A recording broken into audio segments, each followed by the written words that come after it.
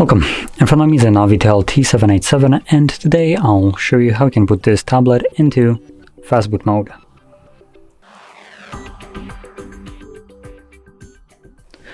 So to get started, let's hold our power button and from there we're gonna choose power off. Now when the device turns off, you want to hold the volume up and power button at the same time.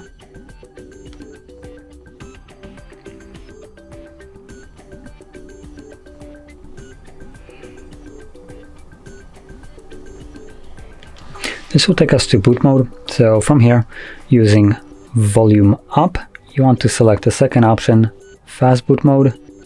So once you press volume up, it will just scroll down and then press volume down to confirm it.